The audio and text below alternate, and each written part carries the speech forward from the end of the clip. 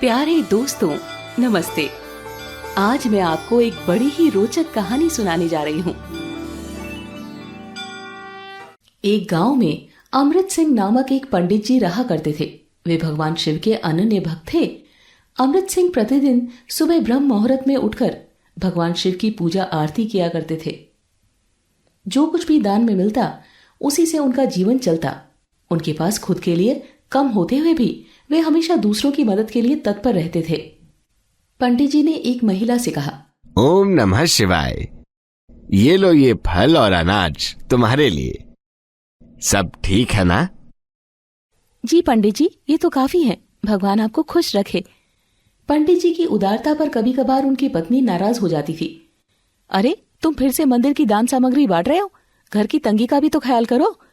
ओम नमः शिवाय, चिंता मत करो सरला, उस बेचारी को इसकी ज्यादा जरूरत थी। और भोलेनाथ जब तक हमारे साथ हैं, हमें किसी चिंता की क्या जरूरत। भगवान सभी दुखों को दूर करते हैं। दुख आएगा भी तो शिवजी की कृपा से सब ठीक हो जाएगा। वक्त के साथ एक ऐसा दौर आया जब मंदिर की दान राशि घटने लगी। इससे पंडित जी को आर्थिक संकट का सामना करना पड़ा। घरेलू जरूरतों की पूर्ति न होने के कारण वे उदास रहने लगे। इसी बीच महाशिवरात्रि का दिन आया। उस दिन भी पंडित जी सुबह सुबह उठे और मंदिर की ओर चल दिए। ओम नमः शिवाय का जाप करते हुए। ओम नमः शिवाय, ओम नमः शिवाय, ओम नमः शिवाय। उसी समय देवी पार्वती और भगवान शिव वहीं से गुजर रहे थे। देवी पार्वती ने पंडित जी को देखा और भगवान शिव से कहा, प्रभु देखिए, पंडित जी आपकी इतनी सेवा और पूजा करते हैं। इतनी परेशानियां होने के बाद भी आज की शिवरात्रि के शुभ दिन पर इन सभी का एक उत्साह है। ये हमेशा गरीबों की मदद भी करते हैं। खुद तो वे बहुत कम कमाते हैं, फिर भी आपके प्रति इनकी आस्था कम नहीं होती। आज महाशिवरात्रि का पवित्र उत्सव है, कृपया अपने भक्तों की मदद कीजिए। पार्वती, मेरे भक्तों की चिंता मुझे हमेशा रहती है। जो लोग दूसरों की सेवा में लगे रहते हैं, उनके लिए मैं हमेशा तैयार रहता हूँ। चिंता मत करो। आज पंडित जी जो भी बेलपत्र शिवलिंग पर चढ़ाएंगे, वही बेलपत्र रात में उन्हें धनवान बना देंगे। भगवान शिव और पार्वती की बातचीत होते हुए वे वहां से चले गए। उसी समय वहां से एक व्यापारी गुजर रहा था, जिसने उनका वार्तालाप सुन लिया। अगर चढ़ाए गए बेलपत्र से पंडित धनवान बन सकता है तो मैं क्यों नहीं? मैं आज उससे जाकर मंदिर में चढ़ाए सारे बेलपत्र खरीद लूंगा।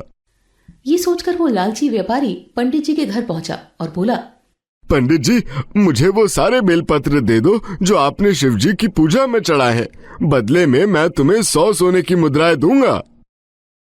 देख तो साहूकार जी मुझसे क्या मांग रहे हैं। ये तो वही बेलपत्र हैं जो मैंने भोलेनाथ को चढ़ाए थे।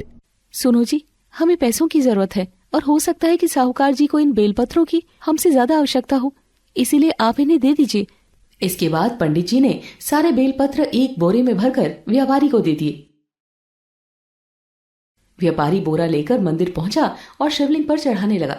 हे भोलेनाथ, अब तो मुझ पर भी अपनी कृपा कर दो, जो आप पंडित पर करने वाले थे। देखो, मैं सारे बेलपत्र ले आया हूँ। अब तो मुझ पर भी कृपा कर दो। इंतजार करते करते रात का आधा हिस्सा बीत गया। सेठ जी चमत्कार देखने के लिए बेचैन हो रहे थे। अंततः तीसरा पहर बीत जाने पर सेठ जी का धैर्य टूट गया।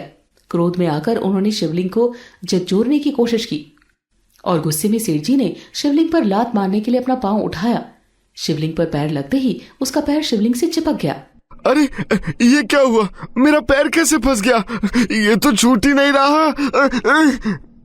बहुत प्रयास करने के बाद भी अपने पैर नहीं हिला पाए। हार कर वे शिवजी से क्षमा याचना करने लगे। मुझसे बड़ी भूल हो गई है भोलेनाथ, कृपया मुझे माफ कर दीजिए। तभी शिवलिंग से आवाज आई, लालची सेठ, जिस पंडित जी से तुमने ये बेल पत्र खरीदे हैं, उसे तुम 1000 सोने की मुद्राएं दोगे। अगर तुम ये स्वीकार करते हो, तभी तुम्हारा पैर छूटेगा।